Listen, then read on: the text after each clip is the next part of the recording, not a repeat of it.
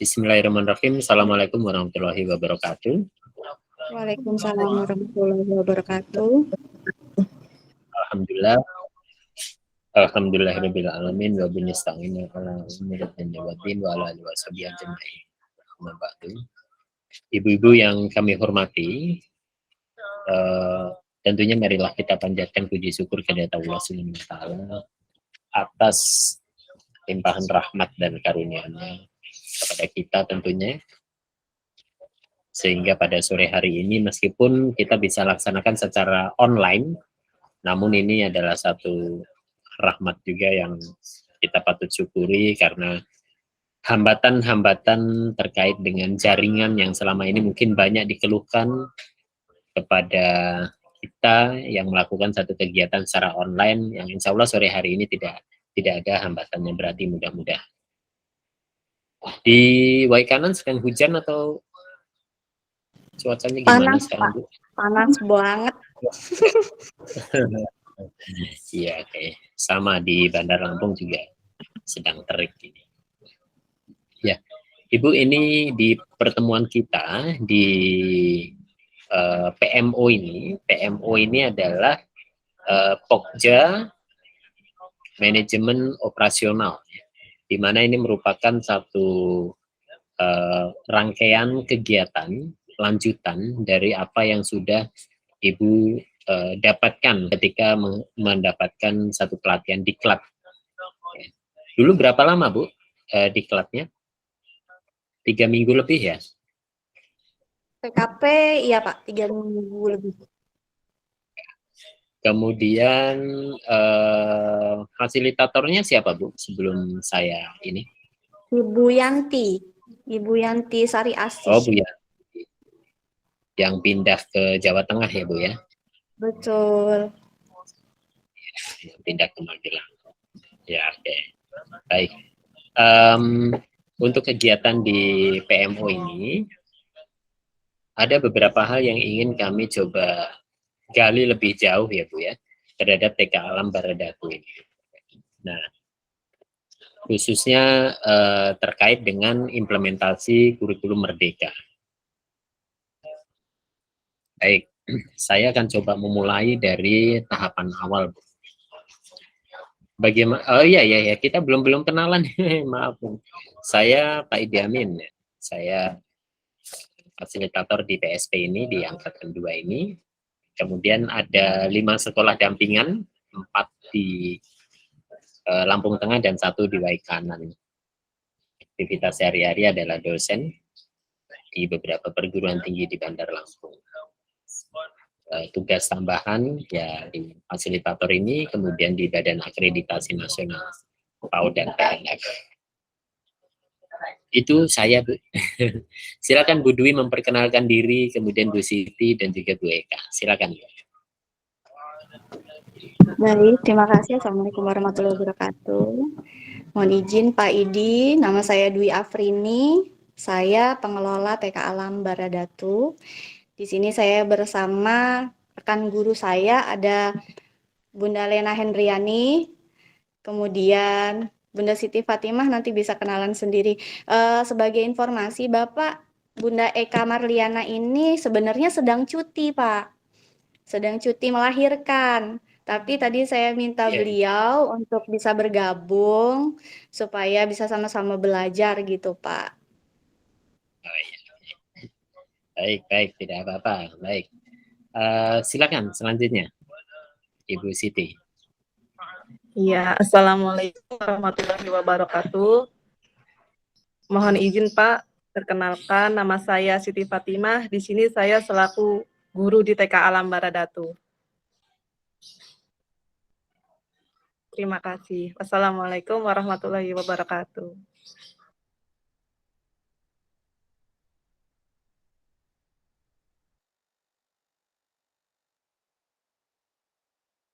Maaf Bapak, suara Bapak masih mute.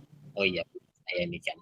Ya baik, terima kasih Ibu atas perkenalannya, dan kita akan masuk saja langsung dalam topik pembahasan kita di PMO ini. khususnya terkait dengan implementasi kurikulum Merdeka, Ibu ya, IKM. Nah, yang ingin saya tanyakan di sini ke Ibu Kepala Sekolah dan juga kepada Dewan Guru yang hadir, ya, terkait dengan rancangan kurikulum operasional satuan pendidikan. Selama ini bagaimana Ibu? Ibu dalam merancang kurikulum atau KOS ya, Ibu dalam menyusun KOS itu seperti apa Bu yang dilakukan oleh sekolah? Apakah Ibu menggunakan dokumen yang memang berasal dari Kementerian Pendidikan, ataukah Ibu melakukan perombakan, atau apakah memperkaya atau, materi, atau mungkin Ibu memberikan satu pengembangan yang ada di dalamnya? Seperti apa Bu? Kalau untuk KOSP sendiri, sekarang ini kami sedang proses, Pak, membuat beberapa sampel. Kemarin kita dapat dari pelatihan diklat yang diberikan oleh fasilitator sebelumnya, itu sebagai panduan kami juga sesuai dengan kurikulum nasional saat ini. Kemudian kalau untuk KOSP-nya sendiri sampai saat ini belum selesai, Pak, karena kemarin kami ada perombakan lagi dari komite orang tua, dari yayasan.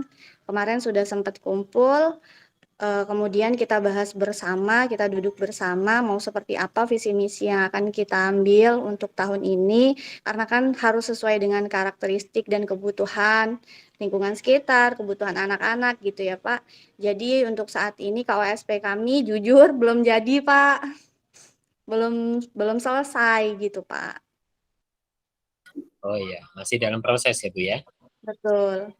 Oke, jadi Ibu melibatkan banyak pihak ya Bu ya, termasuk orang tua siswa itu juga Ibu libatkan ya. Oke, dalam penyusunan KOSP. Baik, terima kasih. Dan begini Ibu, ini kan satu proses yang sedang dilaksanakan, dan tentunya nanti dalam pelaksanaannya setelah kegiatan PMU ini akan ada refleksi ya Bu ya. Nah, disitulah nanti kita akan lakukan evaluasi Bu. Apakah selama ini yang sudah Ibu rancang ini kemajuannya seperti apa, nanti akan kita kembali ulas dalam kegiatan kita. Baik, terima kasih Bu Dwi. Nah, kemudian terkait dengan merancang alur tujuan pembelajaran, selama ini bagaimana Bu?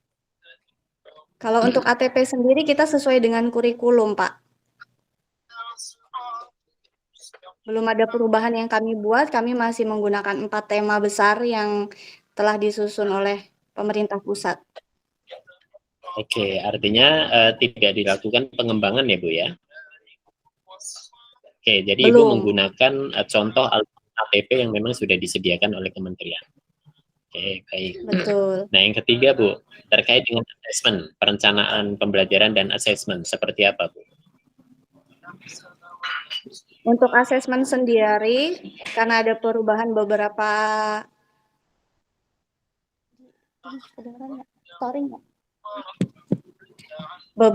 asesmen ini kan ada perubahan ya Pak ya. Jadi guru memang masih sedikit sulit untuk memahami apa itu asesmen diagnostik, persuasif.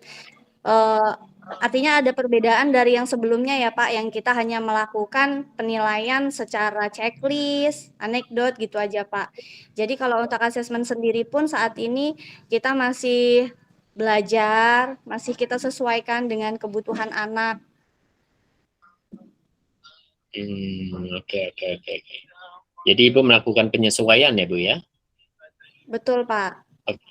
Ya kan, penyesuaian dari contoh pelaksanaan pembelajaran dan asesmen yang disediakan oleh Kemendikbud, kemudian berdasarkan kebutuhan pada peserta didik, begitu ya Bu ya? Betul Pak. Baik, nah kemudian terkait dengan penggunaan pengembangan perangkat ajar Bu, sekarang perangkat ajar, seperti apa Bu? Perangkat ajar kami menggunakan bahan-bahan yang ada di lingkungan sekitar. Kemudian kalau kami tidak menggunakan buku Pak, kami tidak menggunakan buku bacaan, tapi kami pakai dari panduan yang dari Kemdikbud kemarin.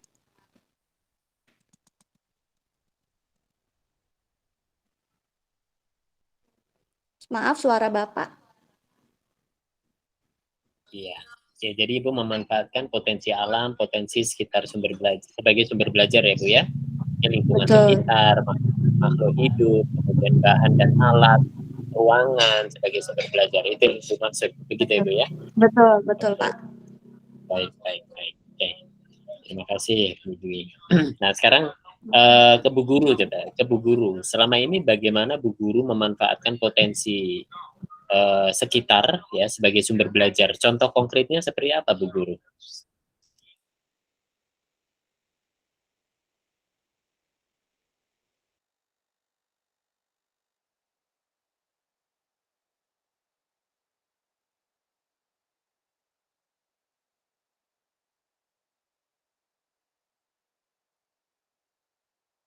Ya, oke, silakan dari Bu Guru, Bu Siti atau mungkin Bu Eka menyimak ini atau Bu siapa Bu? Yang satunya Bu?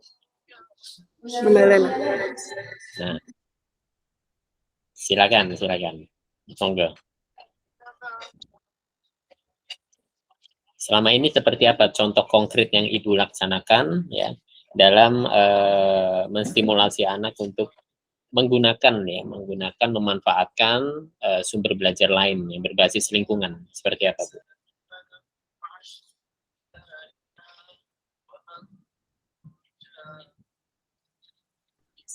Kami di sini menggunakan dari bahan alam, Pak. Dari bahan alam dari sekitar sekolah kita.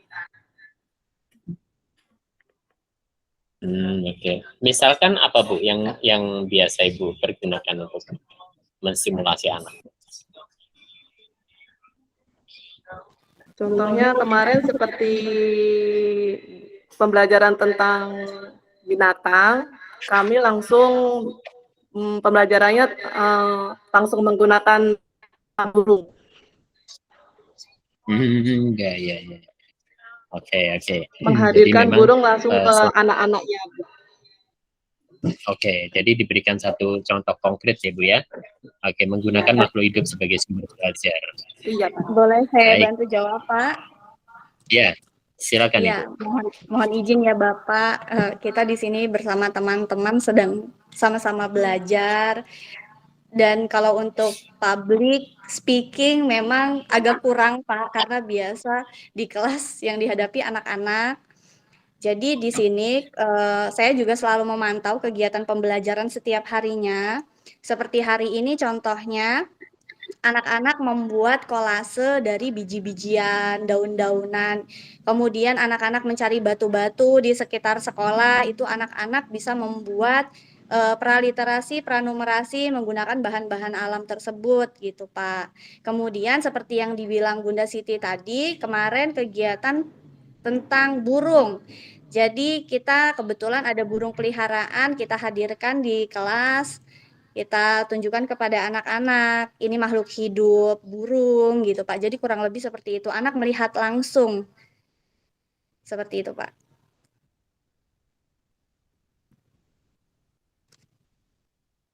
Suara Bapak, maaf. Baik, dengan menggunakan makhluk hidup sebagai sumber belajar kan tentunya banyak rangkaian yang bisa kita sampaikan pada anak ya Bu ya. Baik misalkan mengenalkan makhluk ciptaan Tuhan atau mungkin juga memanfaatkan makhluk hidup sebagai sumber belajar dan juga mungkin banyak kegiatan-kegiatan lain yang bisa kita rangkai dari kita tersebut. Baik, terima kasih Ibu. Kemudian itu terkait dengan perangkat ajar ya Bu ya. Selanjutnya yang ingin kami tanyakan adalah terkait P5, Bu. Mohon dapat dijelaskan bagaimana Ibu Guru melakukan perencanaan terkait dengan P5. Ya, silakan Ibu Guru.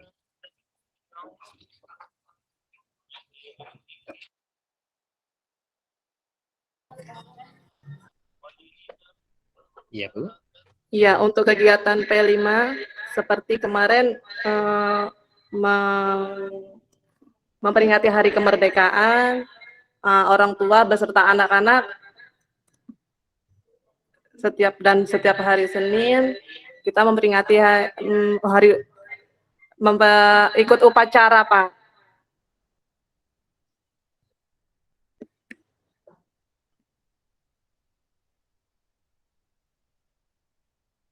Oh iya, oke, baik, itu terkait dengan P5 ya Bu ya.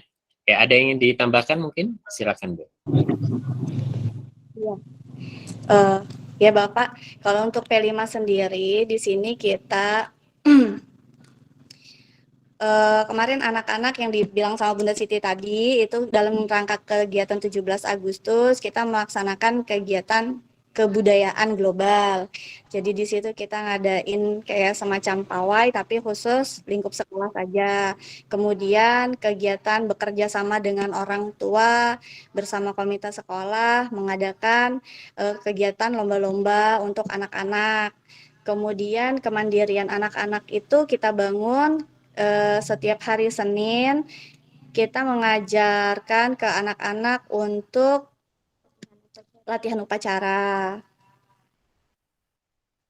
Masih dalam ini ya Pak, namanya kita masih tahap belum paham betul gitu Pak. Kalau dibilang bagaimana kita mau mengaplikasikan atau penerapan P5 ini gitu Pak. Apakah P5 ini kita pisah dari intrakurikuler atau seperti apa gitu Pak? Ya, oke.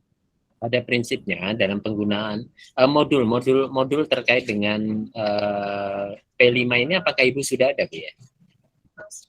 Sudah Pak. Sudah ada, Ibu ya. Nah, permasalahannya apakah Ibu menggunakan atau ada beberapa penyesuaian yang Ibu lakukan, ataukah ada pengembangan yang Ibu lakukan juga? Seperti Untuk apa, saat Bu? ini kami masih mengikuti yang ada di buku, Pak. Belum ada pengembangan. Maaf suara Bapak. Oke, baik. Itu yang coba kami gali dulu ya, Bu ya.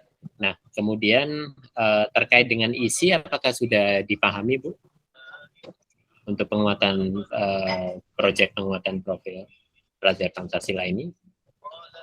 Belum Belum ya, Bu ya? didalami Belum. sepenuhnya.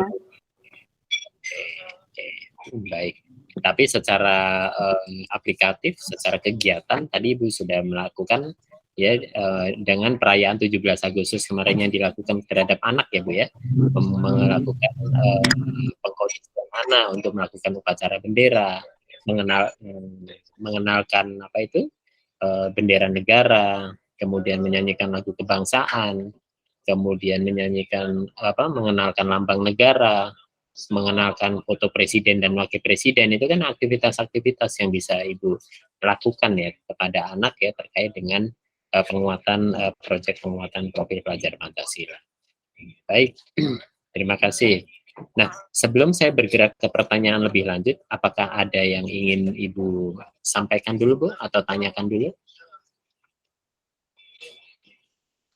Belum ya, Bu ya? Oke. Belum, Pak. Baik, jika belum ada, saya lanjutkan. Tadi implementasi sudah kita singgung untuk pelajar Pancasila. Kemudian penerapan pembelajaran yang berpusat pada peserta didik seperti apa, Bu?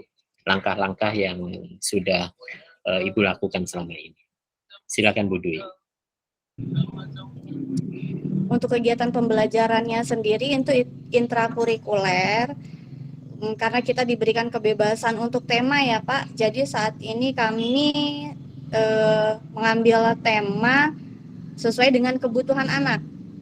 Nah kebetulan untuk seperti hari ini kami menggunakan 3 kegiatan di kelas. Jadi misalnya sebagai contoh pembelajaran hari ini kita setiap pagi itu ada kegiatan main di luar dulu Pak. Kegiatan main di luar, kemudian nanti anak masuk kelas, di dalam kelas itu kegiatan inti, guru sudah menyiapkan 3 pembelajaran yang berbeda. Jadi anak bebas memilih mau kegiatan yang mana. Tapi Pak, sekali lagi, anak-anak ini seperti masih kaku. Kami sendiri saja masih kaku. Mungkin anak-anak belum benar-benar bebas untuk memilih kegiatan mereka yang dibilang merdeka belajar, merdeka berkarya, merdeka berpikir, merdeka dalam bertanya. Itu belum ada gitu, Pak. Jadi itulah yang menjadi satu hambatan bagi kami dalam penerapan pembelajaran ini. Karena mungkin kebiasaan dari perspektif pembelajaran yang tahun-tahun sebelumnya ya Pak, Ada Jadi satu paradigma pembelajaran baru yang harus kita mulai jalankan, ya. Harus mulai betul, Pak. kita kenalkan dan laksanakan, di mana Betul. pembelajaran memberikan kemerdekaan sepenuhnya pada anak, ya, untuk menggali potensinya, untuk menerjemahkan ide, gagasan, pikiran mereka ke dalam hasil karya, bentuk karya, baik karya yang dibuat individu maupun secara berkelompok. Nah, itu semua kan juga rangkaian yang bisa kita laksanakan secara bertahap. Begitu ya, Bu, ya? Oke, baik. Nah, kemudian selanjutnya terkait dengan penilaian, Bu. Keterpaduan penilaian dalam pembelajaran ini seperti apa yang Ibu jalankan? Kalau untuk penilaian sendiri saat ini kita masih menggunakan penilaian checklist dan anekdot. Kemudian anak masih tetap dinilai per anak dengan satu penilaian itu, Pak. Oke, penilaian-penilaiannya seperti apa, Bu? Catatan anekdot, kemudian checklist, kemudian portofolio ya, Bu. Hasil karya, iya, Pak. Artinya masih menggunakan pola yang memang selama ini kita pergunakan, begitu ya, Bu, ya? Betul, betul, Pak. Kemudian yang foto berseri, Bu? Untuk foto berseri belum ada, Pak. Oke. Belum ya, Bu, ya? Oke, baik. Mungkin ini bisa dijadikan catatan dan kemudian nanti coba digali lagi seperti apa mekanisme yang ada terkait dengan kegiatan foto berseri. Baik, Ibu. Kemudian yang ingin kami tanyakan selanjutnya adalah kolaborasi, Bu, antar guru. Seperti apa, Bu, dalam IKM ini? Untuk guru boleh dijawab? Ya, silakan. Kolaborasinya, bentuk kolaborasinya seperti apa? Silakan, Bu. Secara realnya. Intinya saling bekerja sama, Pak, antara guru satu dengan yang lainnya. Oke. Ya.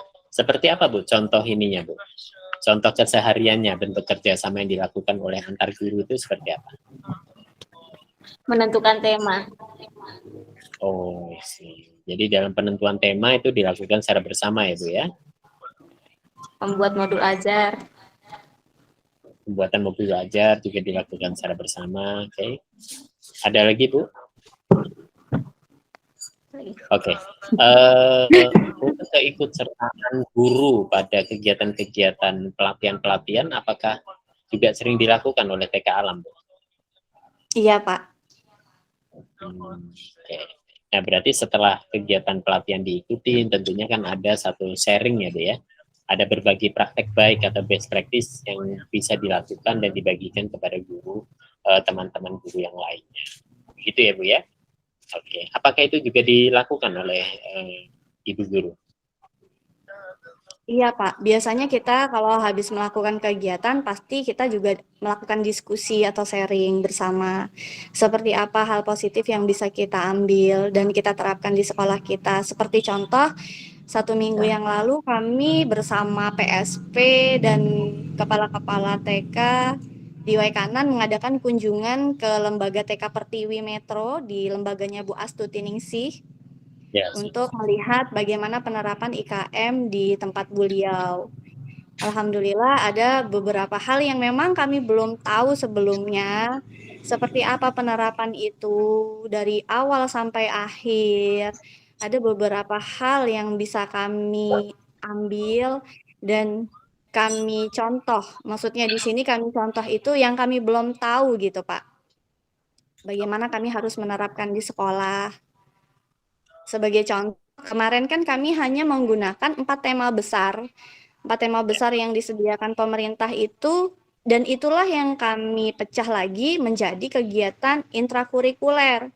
Ternyata dari TK Pertiwi Metro kami mendapat ilmu baru bahwa ada beberapa topik selain 4 tema besar itu yang bisa kita ambil sebagai tema kegiatan pembelajaran intrakurikuler. Oke.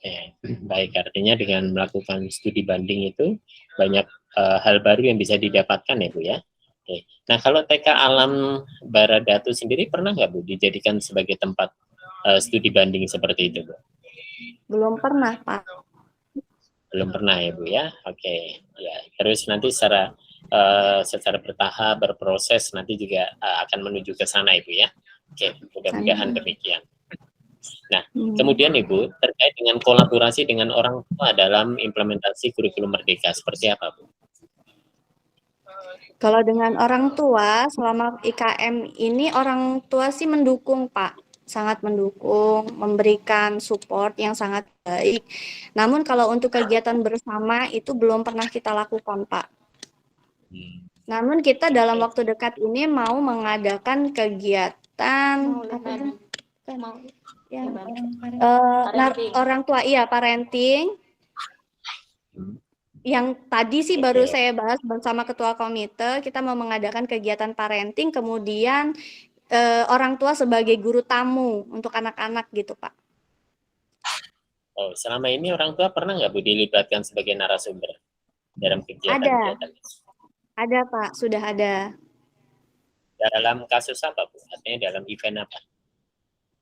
Oh, kegiatan orang tua yang kerjanya di Polri, kita libatkan dalam pengenalan anak-anak tentang keselamatan diri, rambu-rambu lalu lintas, kemudian apa Bu itu? Menyeberang, keselamatan diri dalam menyeberang jalan gitu, Pak. Oh ya. Itu salah satu contohnya. Sudah ada upaya untuk ke arah sana ya, Bu ya. Oke, baik. Nah, kemudian rapat-rapat di awal tahun ajaran itu apakah juga sudah dilakukan, Bu? Sudah, Pak. Kemudian terutama dalam apa ya, sosialisasi tentang kurikulum merdeka ini yang nanti akan dipergunakan dalam tahun ajaran baru waktu itu juga dilakukan ya, Bu ya? Sudah, Pak. Oh ya, baik. Baik, terima kasih. Nah, kemudian pertanyaan selanjutnya, Bu, kolaborasi dengan masyarakat seperti apa, Bu? Sampai saat ini belum ada, Pak. Oh, belum ada. Jadi keberadaan kita yang berada di antara lingkungan mereka selama ini belum pernah ya, Bu ya, mereka memberikan satu kontribusi untuk lembaga kita itu. Kami ada namanya itu Jumat Berbagi, Pak. Jumat Berbagi itu kita laksanakan setiap hari Jumat, anak-anak memberikan infak seikhlasnya, kita kumpulkan, kemudian anak-anak kita ajak untuk menghitung. Nanti di kegiatan atau hari-hari tertentu, misalnya seperti bulan puasa atau menjelang bulan Ramadan, itu kita ajak anak-anak untuk membagikan sembako kepada warga sekitar yang kurang mampu. Kemudian tahun lalu kita juga mengadakan berbagi takjil di jalan raya, mengajak anak-anak dan orang tua ke masyarakat. Seperti itu bukan, Pak?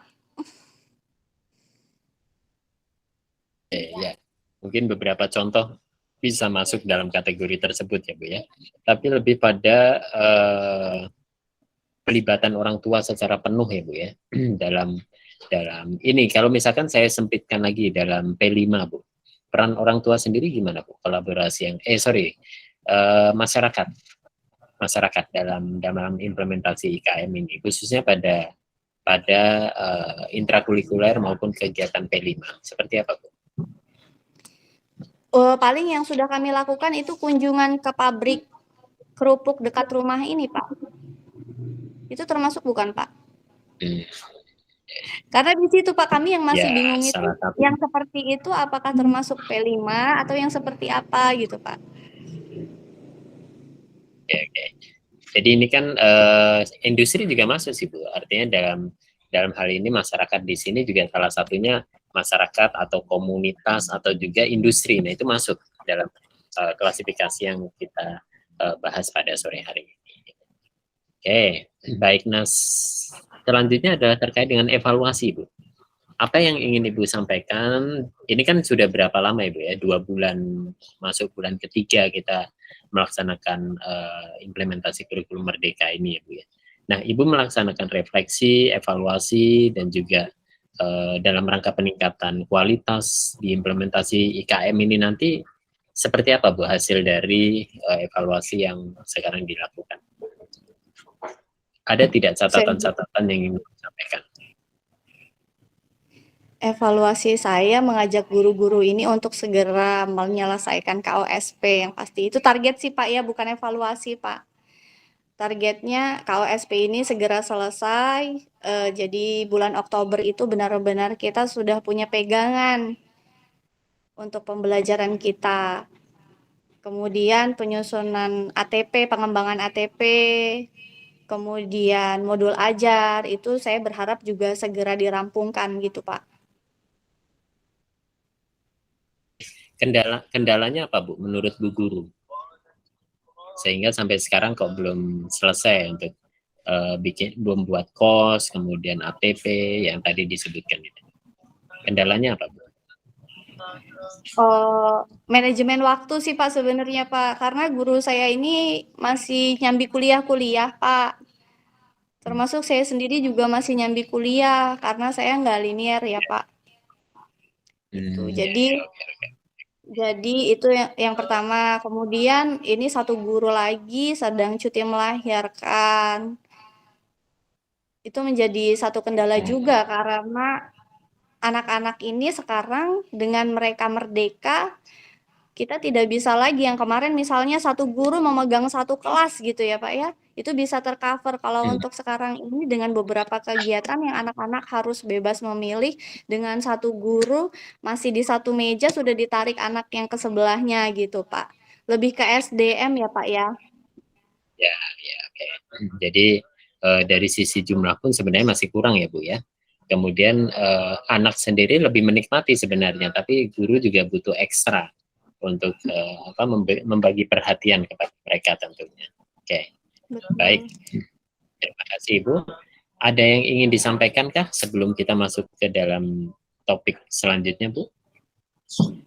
Dari apa yang sudah kita sampaikan tadi, kita bahas barusan tadi, adakah yang ingin disampaikan? Ya, Ada ya Bu ya? Bagaimana dengan pengembangan ATP itu Pak?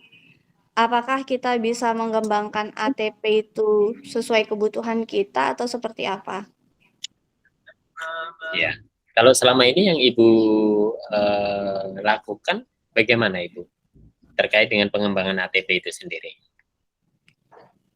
Belum sama sekali sih Pak. Masih sesuai by text, by book gitu Pak. Oke, baik. Nah, sebenarnya kan pada prinsipnya ATP Kurikulum Merdeka ini kan kurikulum baru ya Bu ya, yang merupakan pengganti dari kurikulum 2013. Sebenarnya ini sudah dibuat di bulan Februari dulu tahun 2020. Kemudian disosialisasikan oleh Menteri Nadiem. Dalam penerapannya tentunya ada beberapa istilah baru yang digunakan dalam pembelajaran. Ini yang ATP ya Bu ya. Kan ada beberapa istilah baru yang dipergunakan.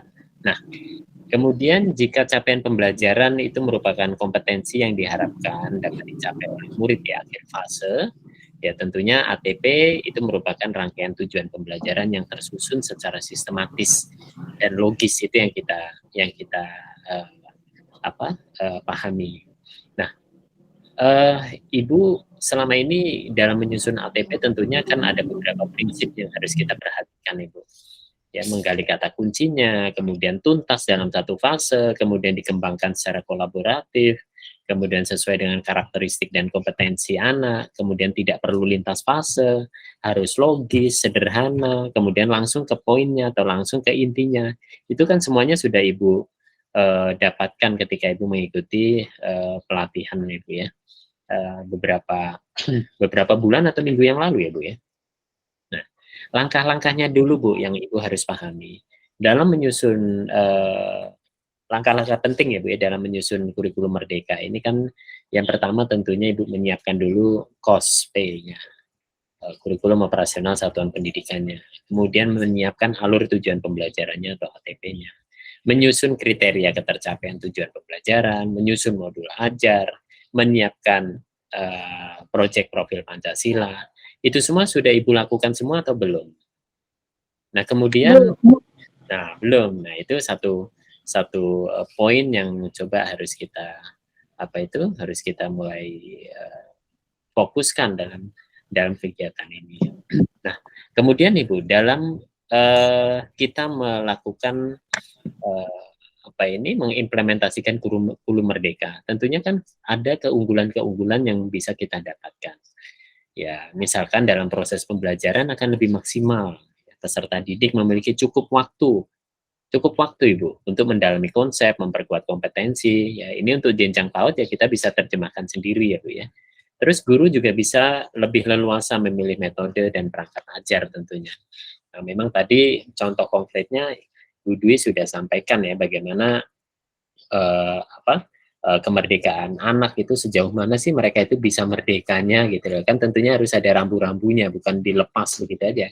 Itu juga mungkin masukan dari orang tua juga banyak. Kok anak saya begini aja gitu loh. Ini sekolahnya gimana ini kok anak saya jadi. Nah, artinya mereka sendiri kan masih ada satu pemahaman yang belum bisa mereka tangkap. Itu juga tantangan juga ini, gimana memberikan pemahaman konsep merdeka belajar kepada orang tua.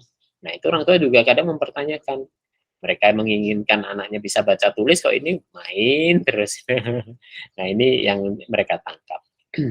Nah, jadi pada prinsipnya untuk implementasi kurikulum merdeka ini ada beberapa hal yang Ibu bisa lakukan ya Bu ya, bisa siapkan. Mungkin itu Bu Dwi. Jadi secara konkretnya ya tetap berproses Ibu. Tetap berproses gitu.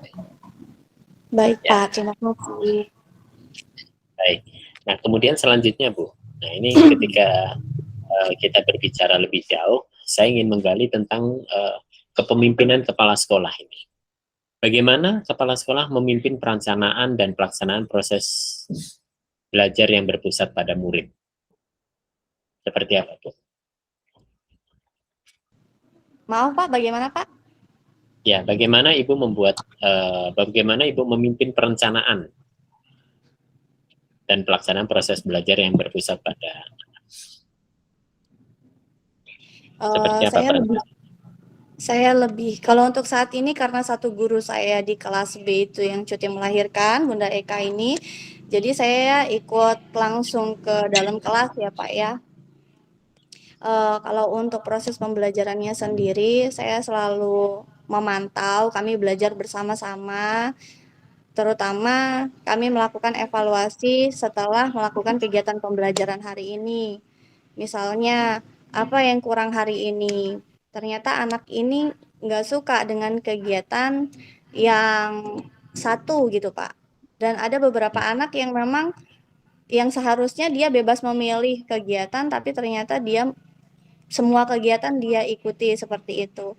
Nah, kami lebih kerjasama sih, Pak.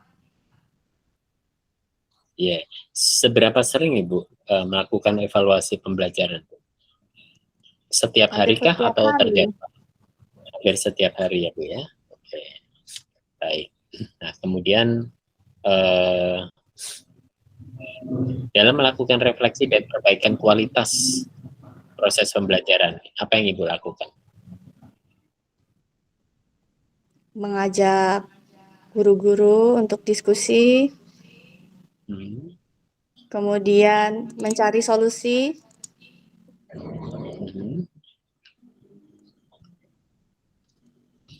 Oke, mencari solusi bersama, kemudian melakukan diskusi ya terkait dengan pembelajaran yang dilakukan pada hari itu ya Bu ya. Oke. Nah, kemudian bagaimana upaya kepala sekolah dalam melakukan pengembangan lingkungan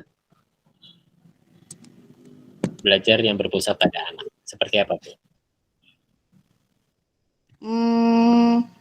Maksudnya itu seperti apa Pak? Ibu dalam sebagai seorang kepala sekolah, bagaimana Ibu memahami bahwa penting untuk mengembangkan kelas sebagai sistem sosial yang mewujudkan merdeka belajar? Ibu memanfaatkan lingkungan sekitar sebagai sumber belajar seperti apa, Bu? Iya, Pak.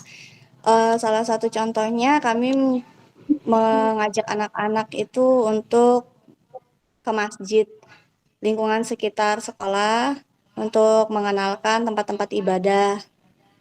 Kemudian kami mengajak anak-anak pengenalan makhluk hidup itu kami mengajak anak-anak langsung ke kandang-kandang, kandang kambing, kandang sapi, kemudian mengenalkan langsung anak-anak melakukan pengamatan secara langsung. Melihat sapi itu punya kaki berapa, kemudian ketika melihat anak sapi itu namanya apa gitu, anak kambing namanya apa, kemudian mereka memberi makan, makanan kambing itu apa, makanan sapi apa gitu Pak. Oke, artinya Ibu membawa anak secara langsung ya Bu ya, ke tempat atau mungkin ke objek yang ingin dipelajari pada hari itu. Baik, terima kasih. Nah, kemudian bagaimana kepala sekolah melibatkan orang tua atau sebagai pendamping dari sumber belajar di sekolah? Seperti apa, Bu? Mengajak orang tua langsung Pak untuk pelaksanaan kegiatan itu. Misalnya, respon orang tua, iya. misalnya seperti kami mengadakan kegiatan Maulid Nabi atau Isra Mi'raj. Kemudian di tengah-tengah kegiatan itu kita adakan kegiatan liwetan atau nyeruit bersama orang tua. Jadi di situ orang tua kita libatkan untuk memasak sendiri gitu Pak. Jadi kita nggak catering, orang tua yang menyiapkan, orang tua yang memasak gitu Pak. Oke. Nah, kemudian selanjutnya Bu, bagaimana peran kepala sekolah dalam organisasi Bu? Apakah Ibu ada organisasi yang diikutin, Himpaudi atau IGTK? Saat ini saya mengikuti kegiatan IGTK sebagai sekretaris, Pak, tapi di tingkat kecamatan.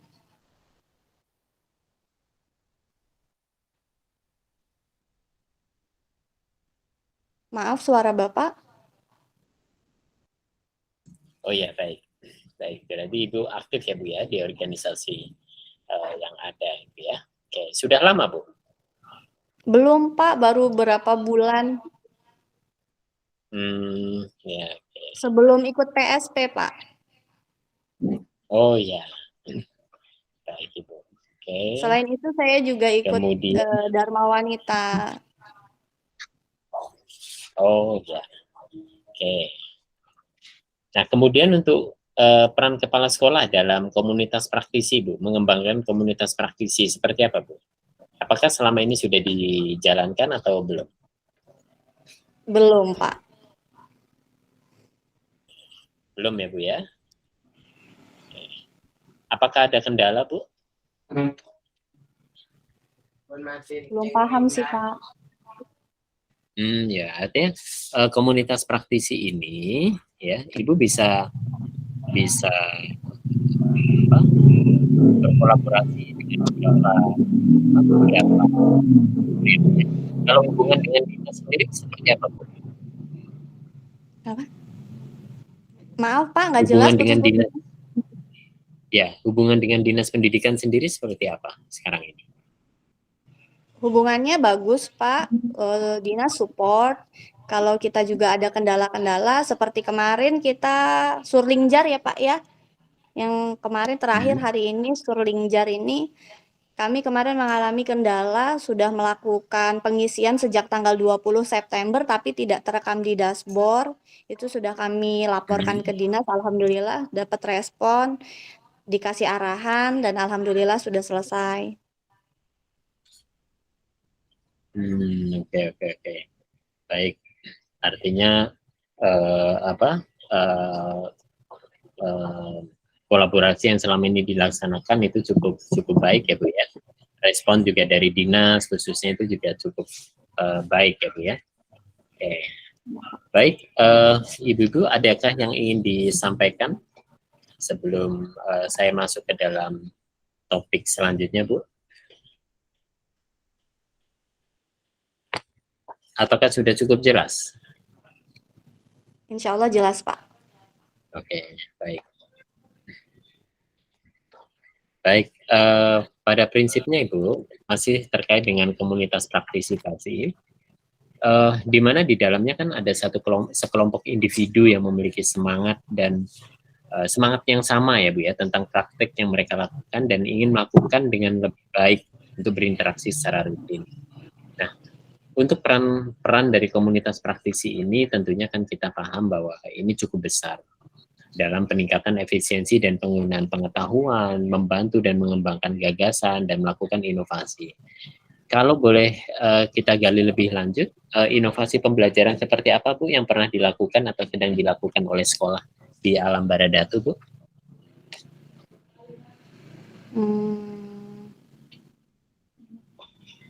Belum ada nih Pak. Masih seperti pada umumnya. Oke. Nah, kemudian untuk ke pembelajaran sendiri, apakah sudah melakukan pendekatan budaya lokal? Seperti apa? Kalau untuk budaya lokal di daerah sekitar kami ini ada hadroh Pak. Anak-anak dikenalkan dengan hadroh. Kalau untuk budaya-budaya seperti kebudayaan itu belum ada. Karena sudah lama sekali Pak kita mengikuti kayak pawai-pawai budaya, kegiatan-kegiatan Hari Pahlawan itu sudah lama nggak ada Pak.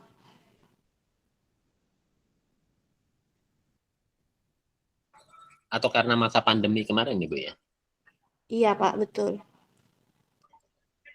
Sebelumnya ikut-ikut pawai kebudayaan, lomba-lomba Hari Kartini itu ada sih Pak. Oke. Dan sekarang mulai digalakkan lagi atau masih vakum Bu? Masih vakum Pak. Masih vakum ya Bu ya? Baik. Ya mudah-mudahan kedepannya lebih bisa di pemberdayaan lagi ya Bu ya, khususnya dari pihak-pihak terkait tentunya. Baik Ibu, saya langsung masuk ke dalam sumber daya Bu. Sumber daya yang dimiliki oleh sekolah seperti apa Bu? SDM-nya? SDM yang dimiliki oleh sekolah seperti apa Bu? Kalau boleh jujur masih minim Pak SDM-nya ini Pak. Iya. Karena dari sisi kependidikan. Kami belum ada yang S1 PAUD Pak, belum ada yang linier. Tapi kami ada 3 orang yang sudah mengikuti diklat berjenjang sampai tingkat lanjut. Tapi kan itu saja tidak cukup Pak. Betul, betul. Kalau UT di sana ada ya Bu ya? UT ada, tapi kalau untuk 3 tahun ini S1 PAUD tidak ada Pak. Oh, Pokjarnya di mana Bu? Pokjar Baradatu ada, itu hanya buka kelas untuk PGSD Pak. Oh, tetap belum ya.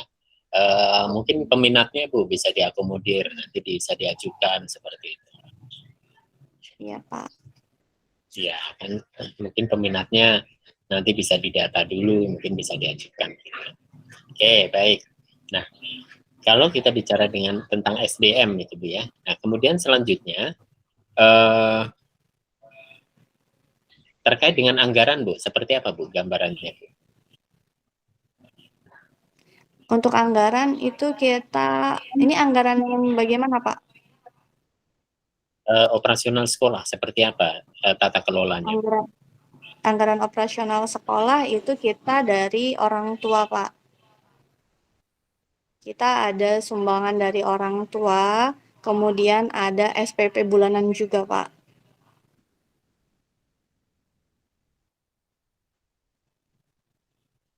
Maaf suara Bapak. Ya. Kemudian untuk mungkin dari selain itu Bu, dari CSR mungkin dari perusahaan-perusahaan sekitar gitu, apakah ada? Tidak ada Pak. Tidak ada ya Bu ya. Oke. Baik. Nah, baik. Kemudian pemanfaatan teknologi seperti apa Bu yang ada di sekolah? Kami menggunakan pembelajaran di saat-saat dibutuhkan aja Pak, menggunakan teknologi itu. Alhamdulillah dengan PSP ini kita kemarin dapat 1 perangkat bantuan TIK. Ada proyektor, kemudian beserta layarnya. Jadi itu sangat membantu untuk kami dalam pembelajaran. Karena biasanya kami kalau mengajak anak-anak melihat visual itu hanya via laptop, jadi rebutan gitu Pak. Dengan adanya itu alhamdulillah kita terbantu. Tapi tidak terjadwal secara rutin, belum terjadwal secara rutin untuk penggunaan teknologi dalam pembelajaran.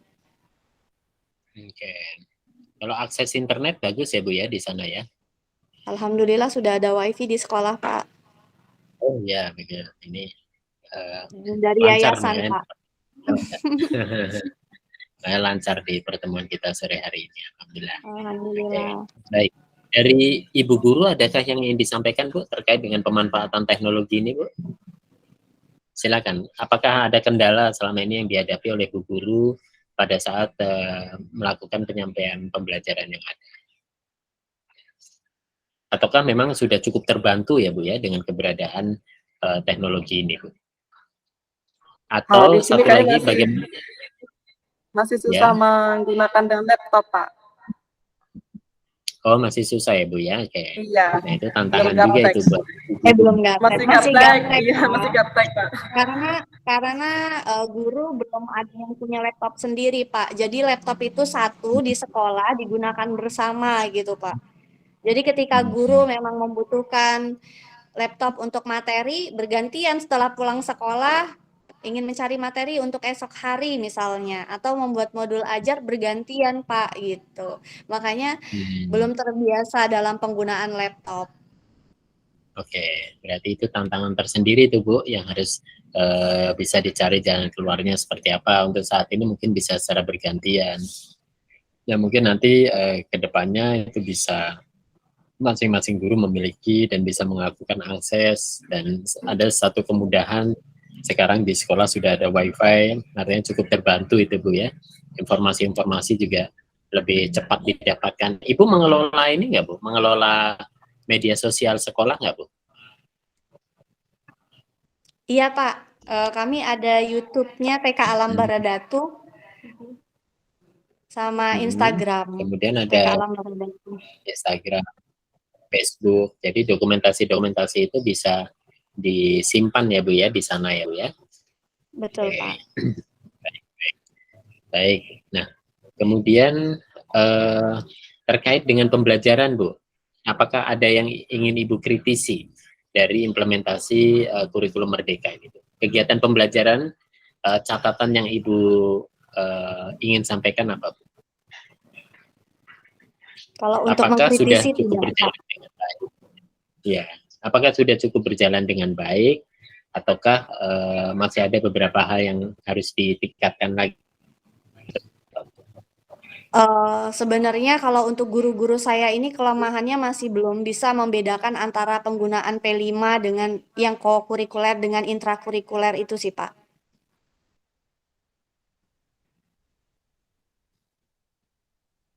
Maaf Bapak Kalau Suara. Ibu sendiri memberikan penjelasannya seperti apa? Kalau penjelasan dari saya, P5 itu di luar dari kegiatan intrakurikuler. Co-kurikuler itu dilaksanakan untuk kegiatan-kegiatan atau hari-hari besar tertentu yang kita angkat menjadi proyek gitu Pak. Kalau itu pemahaman saya. Sedangkan intrakurikuler itu kegiatan pembelajaran sehari-hari yang kita laksanakan di kelas. Ya, oke.